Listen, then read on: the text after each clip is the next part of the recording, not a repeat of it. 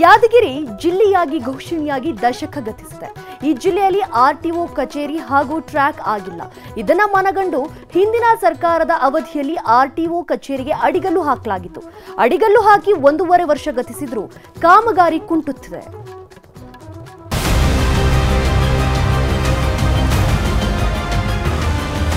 ಯಾದಗಿರಿ ಜಿಲ್ಲೆಯಾಗಿ ಘೋಷಣೆ ಮಾಡಿ 13 ವರ್ಷಗಳಾಗಿವೆ. 13 ವರ್ಷವಾದ್ರೂ ಒಂದೇ ಒಂದು ಆರ್ಟಿಒ ಕಚೇರಿ ಇಲ್ಲ.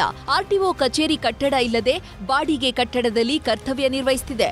ಚಾಲನಾ ಪರವಾನಗಿ ಪಡೆಯಲು ಕಲಬುರಗಿ ಹಾಗೂ ರಾಯಚೂರಿಗೆ ವಾಹನ ಸವಾರರು ತೆರಳಬೇಕಾಗಿದೆ. ಸಮಸ್ಯೆ ತಿಳಿದ ಬಿಜೆಪಿ ಶಾಸಕ ವೆಂಕಟರೆಡ್ಡಿ ಮುದ್ನಾಳ್ ಆರ್ಟಿಒ ಕಚೇರಿ ಸ್ಥಾಪನೆಗೆ ಅಡಿಗಲ್ಲು ಹಾಕಿದ್ರು.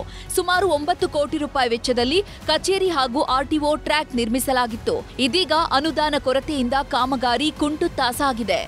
ನಿರ್ಮಾಣವಾಗುತ್ತಿರತಕ್ಕಂಥ ಹೊಸ ಆರ್ಟಿಒ ಕಚೇರಿಯನ್ನು ತಕ್ಷಣ ಕಾಮಗಾರಿಗಳನ್ನು ಮುಗಿಸಿ ಸಾರ್ವಜನಿಕರ ಅನುಕೂಲ ಮಾಡ್ತಕ್ಕಂಥ ಕೆಲಸಕ್ಕೆ ರಾಜ್ಯ ಸರ್ಕಾರ ಮತ್ತು ಜಿಲ್ಲಾಡಳಿತ ಮಾಡಬೇಕು. ಯಾಕಂದರೆ ಇದು ಹಳೆ ಕಚೇರಿ ಏನದ ಸಂಪೂರ್ಣ ಶಿಥಿಲಗೊಂಡಿರ್ತಕ್ಕಂಥದ್ದು. ಕೆಳಗಡೆ ಎಲ್ಲ ರೆಕಾರ್ಡ್ಸ್ ಎಲ್ಲ ಇಡಬೇಕಾದ್ರೆ ಭಾಳ ತೊಂದರೆ ಆಗ್ತದೆ. ಆಮೇಲೆ ಸ್ಥಳಗಳೂ ಇಲ್ಲ.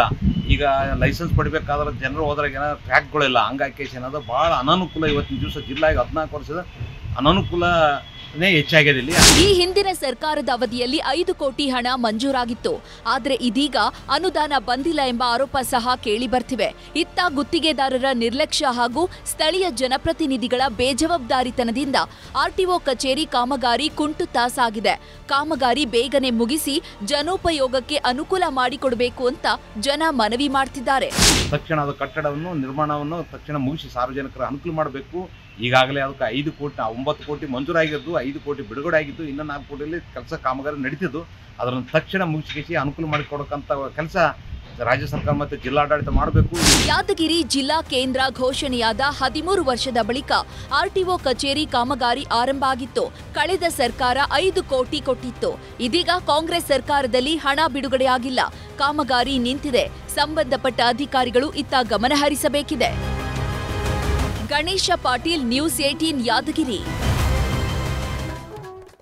ಕನ್ನಡಿಗರ ಮೆಚ್ಚಿನ ನಿಮ್ಮ ನ್ಯೂಸ್ 18 ಕನ್ನಡ ಈಗ ವಾಟ್ಸ್ಆಪ್ನಲ್ಲಿಯೂ ಲಭ್ಯ.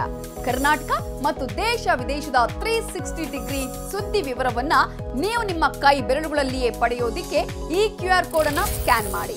ನಮ್ಮ ಚಾನೆಲ್ ಅನ್ನ ಫಾಲೋ ಮಾಡಿ, ನೋಟಿಫಿಕೇಶನ್ ಆನ್ ಮಾಡಿ.